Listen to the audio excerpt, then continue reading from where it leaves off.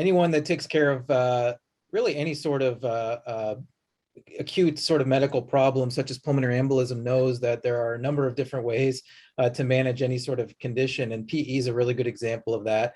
The initial PERT experience out of Mass General Hospital was really pretty informative in that it really showed us that PE had been managed by a number of different specialties historically, including vascular surgery, interventional radiology, interventional cardiology, pulmonary medicine, hospital medicine. There was a lot of cooks in the kitchen, so to speak.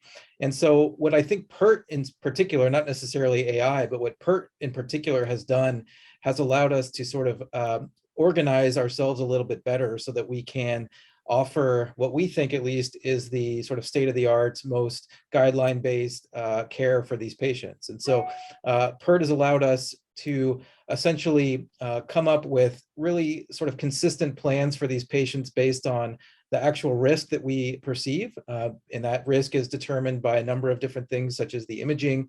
Obviously, the size of the heart, the size of the clot, the location of the clot are important, but it's not everything. Certainly, we need to know the hemodynamics of the patient. We need to know clinically how the patient's looking and their oxygen requirement, whether they're tachycardic, whether they're symptomatic. And all these things are hard to do in real time. If you're at home, it's 2 o'clock in the morning, you don't have eyes on the patient. You really are relying on someone you may not even know telling you kind of what's going on with this patient. So what PERT has allowed us to do is to sort of be able to respond to these calls a little bit more quickly and efficiently. However, in order to sort of get the information, that remains a challenge, and so it's really dependent on who's calling you for the PERT consult. You ask them, what's the RV to LV ratio? The what? The RV to who? And so sometimes people don't know what that means, and so and that may be because this isn't something that they typically measure and not necessarily know what it means, but it's an important metric for us to help classify the patient into an intermediate or a high risk pulmonary embolism. They may not know necessarily the lab values that we're going to be looking for or the specific vitals that we're interested in.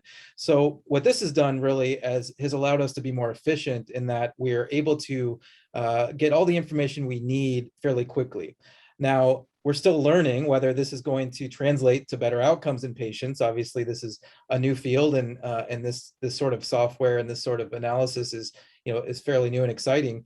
But we think that it will. I mean, I think that there's pretty good data showing that the faster you get to patients and initiate anticoagulation and evaluate for invasive therapies, we at least think that that's going to translate to better outcomes.